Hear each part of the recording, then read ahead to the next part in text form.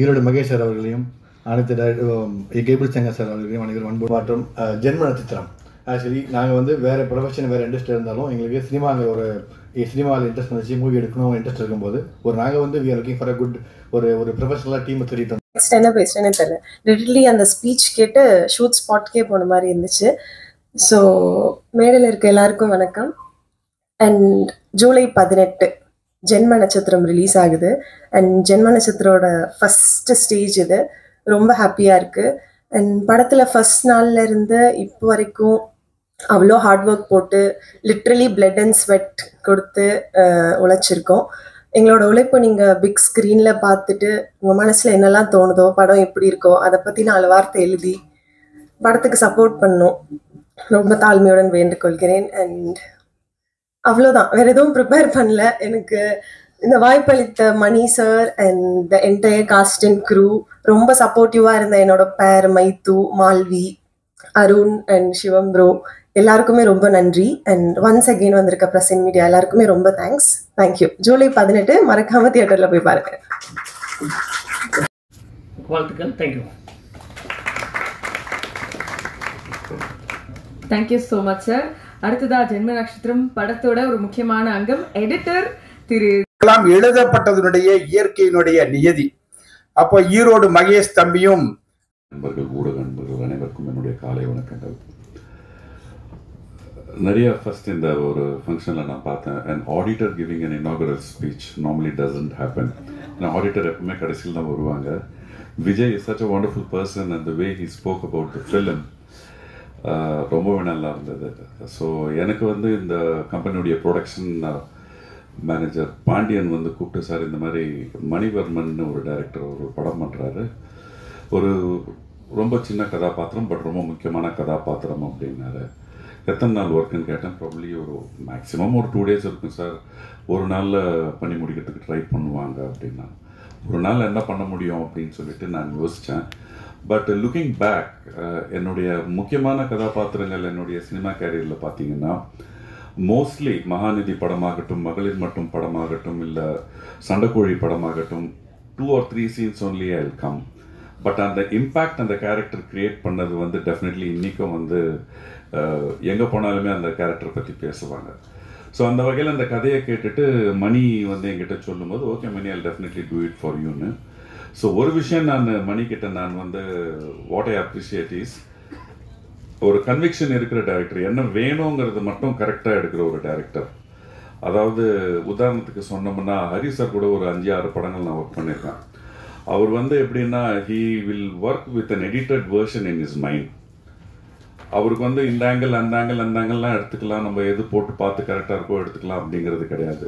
அதுக்கு ஒரு very simple example சொல்லணும்னா, ஐ திங்க் சிங்கம் 2 நான் வந்து அந்த ஹீரோயின் என்னுடைய பொண்ணையை கொலை பண்ணுற ஒரு சீனு, நாளைக்கு அந்த சீன் எடுக்கிறோன்னு சொன்னார். நான் வந்து பெரிய ஒரு ஓகே என்னுடைய பொண்ணையை நான் கொலை பண்ணுறேன், ஏன்னா ரஹ்மானுக்கு வந்து அவள் வந்து ஏதோ பண்ணுறா அப்படின்ற கதையில் வரும். எனக்கு ஒரு ஃபுல் டே ஒர்க் இருக்கும், மென்டலி ஐ ஷுட் கெட் ப்ரிப்பேர்டுன்னு. பட் அந்த சீன் பண்ணும்போது சூர்யா வந்து அந்த படியில் ஏறி போகும்போது கீழே நான் ஒரு ஈஸி சேரில் உட்காந்துருக்கேன். இவர் சொல்கிறாரு, சார் மேலே போய் உங்கள் பொண்ணுடைய பாடி இருக்குது, ஹரிசன் நான் வந்து அந்த பொண்ணை கொலை பண்ணி ஆல்ரெடி டெட், அது அண்டர்ஸ்டுட் சார், அது நீங்கள் மேலே போயிட்டு கொலை பண்ணிட்டீங்க. சூர்யா சார் வந்து பார்த்துட்டு ரிட்டர்ன் வராரு. அந்த படி இறங்குற டைமில் எனக்கு நீங்கள் தான் கொலை பண்ணீங்க அப்படிங்கிற ஒரு ரியாக்ஷன் வேணும் அப்படின்னாரு. சார் அப்போ நான் இந்த கொலை பண்ணது இல்லை, அதெல்லாம் அண்டர்ஸ்டுட் சார், அந்த ஒரு 7-8 செகண்ட்ஸ் தான் எனக்கு வந்து அந்த ஷாட் வேணும் அப்படின்னார். ட்ரை பண்ணலாமா சார் அப்படின்னா பண்ணும்பொழுது அது ஒரு 17 செகண்ட்ஸோ 18 செகண்ட்ஸோ வந்து, சார் இது ரொம்ப ஜாஸ்தி சார், எனக்கு ஒரு 10 செகண்ட் 11 செகண்ட் தான் வேணும் அப்படின்னாரு. ஸோ கொஞ்சம் ஒரு 4-5 ரிஹர்சல் பார்த்துட்டு போனேன். அது மாதிரி மணி வந்து நான் ஒர்க் பண்ண அந்த ஒரு 2 days with a smiling face he'll say, sir எனக்கு இதுதான் வேணும் சார், எனக்கு ஒன் மோர் ட்ரை பண்ணலாமா சார், ஒன் மோர் பண்ணலாமா sir. So in that sense a director with a conviction it's very ரேருங்க. ஏன்னா அவங்களுக்கு என்ன வேணும் அப்படிங்கிறது வந்து முன்னாடி வந்து நம்மளுக்கு அந்த ஃபிலிம் ஃபுட்டேஜ் எடுக்கும்பொழுது ரீடேக்கெல்லாம் எடுக்கும்போது நம்மளுக்கு காசு நிறைய செலவாகும். ஆஃப் லேட் சிப்பில் வந்ததுக்கப்புறம் எத்தனை டேக் வேணாலும் பண்ணலாம், நோ ப்ராப்ளம், டெலீட் பண்ணிட்டு மறுபடியும் பண்ணலான்னும் பொழுது your vision, your imaginary structure towards the scene, towards the shots you should be 100% sure. ஏன்னா கூட இருக்கிறவங்க நிறைய பேர் இது மாதிரி ஒன்று எடுத்துக்கோ என் மணி அப்படின்னு சொல்றதுக்கு நிறைய பேர் இருப்பாங்க. ஸோ அந்த conviction Mani I really appreciate with you of whatever films I have done in this 32 years. And அது மட்டும் இல்லாமல் வந்து லைஃப்பில் வந்து என்னுடைய குழந்தைகள் 2 பேருமே ஸ்விம்மர்ஸ்ன்றதால அந்த மைக்ரோ செகண்ட்ஸ் மேக்ரோ செகண்ட்ஸ்னுடைய இம்பார்ட்டன்ஸ் எனக்கு தெரியும். ஒரு நொடி வாழ்க்கையில் வந்து நிறைய விஷயங்களை மாற்றோன்றதுக்கு ஐ திங்க் இதுக்கு முன்னாடி பேசினவங்க சொல்லுவாங்க. அந்த ஒரு செகண்டில் வந்து அமோகம் வந்து said okay fine I watched this film and I will definitely make your next film. So God bless you. And cameraman KG, I think நமக்கு மலையாளத்தில் ஒர்க் செய்திருக்கோம்ல மனே, very able cameraman. And Malayalam வந்து நீங்கள் பார்த்தீங்கன்னா they are so dedicated and wonderfully energetic people. அந்த மலையாள படம் லொக்கேஷனில் போகும்பொழுது உங்களுக்கு வந்து எனி டைம் எப்போ பார்த்தாலுமே ஒரு ஜோஷோட ஒரு எனர்ஜியோட இருப்பாங்க. அந்த ஒரு ஜோஷ், அந்த ஒரு எனர்ஜி, அந்த ஒரு வைப் இந்த ஹோல் டீம் கிட்ட இருக்கு. Thaman down to earth person. உங்களை மாதிரி மாமனார் எல்லாருக்கும் கஷ்டம் ரொம்ப சூப்பராக இருக்கும். So very nice. ஸோ அது என்ன ஒன்று நீங்கள் சொன்னது அந்த ஜாதகம் அந்த டைமில் வருவோங்கிறத தாண்டி ஒரு நமக்கு கமிட்மெண்ட், நமக்கான ஹார்ட் ஒர்க்குன்னு ஒன்று இருக்குல்ல, அது வந்து தமனோட தான் என்னோட காம்பினேஷன். தமன் அதுக்கப்புறம் மாலவிகா. ஸோ இவங்க 2 பேரோட தான் என்னுடைய காம்பினேஷன். தான் மற்றவங்களோட நான் வந்து அவள் ஒர்க் பண்ணல இந்த படத்தில். So very dedicated and grounded person. And இப்போ சமீபமாக வந்து ரொம்ப வந்து சீனியர் ஆர்டிஸ்ட் அப்படின்னு சொல்லிட்டாங்க இந்த அம்மா. ஒரு சீனியர்ஸுக்கு வந்து அந்த ஒர்க்கில் இருக்கிற ஒரு சீனியர்ஸுக்கு வந்து ஒரு சின்ன ஒரு ரெஸ்பெக்ட், ஒரு ஹம்பிள்னஸ், ஒரு ரெகக்னிஷன் அப்படிங்கிறது this boy Thaman has. And that will take you many miles, Taman. God bless you with the very best. And the whole team. Janma Natchatram July 18 release agudhu. Definitely it's in the good hands, safe hands. So idu vandu definitely it's going to rock the Tamil audience. ரொம்ப நாளுக்கு அப்புறம் சொன்ன மாதிரி ஒரு ஒரு real horror ஃபிலிம்கான ஒரு glimpses இந்த படத்துல ட்ரெய்லர் பார்க்கும்போது தெரிஞ்சது. ஸோ என்னால் என்னுடைய கதாபாத்திரம் ஒரு சின்ன ஒரு கான்ட்ரிபியூட் பண்ணிருக்கன்றதுல ரொம்ப thanks Mani. All the best and God bless you to the whole team. Lokesh, eleven director and Arivazhagan and everyone, thank you very much. And Erode Mahesh, I think we had a good discussion. ஒரு சின்ன ஒரு விஷயம் நடந்தது, அதை சொல்லிட்டு நான் முடிச்சிடுறேன். நேற்று தான் நான் வந்து சேலத்திலிருந்து சேலத்திலிருந்து நம்ம சென்னைக்கு வந்துட்டு இருக்கேன். வழியில் தலைவாசல்னு ஒரு போர்டு போட்டிருந்தது. நான் வந்து என்னுடைய பேர் இந்த போர்டில் இருக்கேன்னு சொல்லிட்டு டிரைவர் கிட்ட சொல்லி நிறுத்திட்டு ஒரு ஃபோட்டோ ஒன்று எடுக்கணுங்க, இன்ஸ்டாவில் போடணும் அப்படின்னு. ஸோ இது ஏன் சொல்கிறேன்னா, ஈரோடு மகேஷுடைய ஊர் வந்து தலைவாசல். இப்போ தான் எனக்கு தெரியும் தலைவாசல். தலைவாசல் சொன்னீங்க, ஓகே ஓகே. ஸோ அங்கே ஃபோட்டோ எடுத்தங்க. ஃபோட்டோ எடுத்து நான் வரும்போது அதுக்குள்ளே வந்து க்ரௌட் வந்துருச்சு. நான் சொன்னது ஹைவேல இருக்குங்க, கொஞ்சம் ஓரம் போய் எடுத்துக்கலான்னு ரோடை கிராஸ் பண்ணி நான் வந்து ஃபோட்டோ எடுத்துட்டு இருக்கும்போது ஒருத்தர் வந்து ரொம்ப உரிமையாக வந்து கையை வந்து என் தோல் மேலே போட்டு இங்கே இந்த பக்கம் ஒருத்தர் பிடிச்சிட்டு, அப்புறம் பொண்ணு எப்படி இருக்காங்க, மாப்பிள்ளை எப்படி இருக்காரு, ஐ திங்க் மேட்ச் ஆடிட்டு இருக்காருன்னு நினைக்கிறேன் டிஎன்பிஎல், சென்னைக்கு தானே 2 பேர் தானே அவங்க அப்படின்னாங்க. ஆமாங்க அப்படின்னா. கல்யாணம் ஜாம் நடந்தது, வந்திருந்தேன் அப்படின்னாரு. நீங்கள் வந்திருந்தீங்களா அப்படின்னா. ஏன்னா அவர் யாருன்னே எனக்கு தெரியாது. அவர் வந்து என் பொண்ணு கல்யாணத்துக்கு வந்திருக்காருன்னு. நீங்க யாரு? அட என்ன தம்பி, நீங்க தலைவாசல் நம்ம ஊர் ஆளுடைய பொண்ணு கல்யாணத்துக்கு பத்திரிக்கை தேவையான்னு எனக்கு அப்பதான் யோசிச்ச. கல்யாணத்துக்கு அன்னைக்கு கிட்டத்தட்ட ஒரு நான் எக்ஸ்பெக்ட் பண்ண க்ரௌட விட ஒரு 1000-2000 ஜாஸ்தி ஆச்சு. அப்பதான் நான் யோசிச்சேன், சரி எத்தனை பேர் இந்த மாதிரி வந்திருக்காங்களோ அப்படின்னு. பட் ஒரு விஷயம் என்னன்னா, அந்த மண்ணின் மைந்தன், அந்த ஒரு ஊருடைய புள்ள அப்படிங்கிற ஒரு பாசம், ஒரு பிணைப்பு, ஒரு அன்பு இருக்கு பாருங்க. Definitely I was taken aback. So wonderful moment, wonderful time. All the best and God bless you everyone for the success of this movie. Take care and God bless. இது பேசும்பொழுது அதை வந்து தெரியப்படுத்திக்கிட்டே இருப்பாரு. அண்ணாவா இருக்கிற இடத்துல அவரால் முடிஞ்ச பாசிட்டிவான எனர்ஜியை ஸ்ப்ரெட் பண்ணிக்கிட்டே இருக்காரு. இத்தனை வருஷமா ஈரோடு மகேஷ் அண்ணாவை பேச அழைக்கிறேன். தேங்க்யூமா, ரொம்ப நன்றி. ஒருத்தர் அடுத்து உங்களை மனசார பாராட்டுறதுக்குன்னே ஒரு மனசு வேணும், அது தாராக்கிறதுக்கு நன்றிமா. அனைவருக்கும் இனிமையான வணக்கங்கள். இந்த ஜென்மநட்சத்திர டீமுக்கு இது எப்படி முக்கியமான நாளோ எனக்கு ஒரு முக்கியமான நாள். ஏன்னா என்னுடைய நண்பர், என்னுடைய ஒரே நண்பர், 14 ஆண்டுகால நண்பர், தமன் அவர்கள் ஹீரோவாக பண்ணுற படம் ஜென்ம நட்சத்திரம். அதனால் எனக்கு ரொம்ப ரொம்ப முக்கியமான ஒரு படம். கேபிள் சங்கர் சார் பேசுகிறப்ப வாழ்த்த வயது இல்லைன்னு சொன்னீங்க, அபத்தம். தயவு செஞ்சு இனிமேல் அந்த வார்த்தையை பயன்படுத்தாதீங்க. நானும் அறிவுடையன் சார், மீரா கதிரவன் சார்லாம் அந்த 3 பேர் பேசி வருத்தப்பட்டோம், ஏன் அவர் இப்படி பேசிட்டார் அப்படின்னு. என் வாழ்க்கையில் வந்து முதல் முறையாக ஈரோடு மகேஷோட பிறந்த ஒரு தலைவாசல்னு சொன்ன தலைவாசல் விஜய் சாருங்க.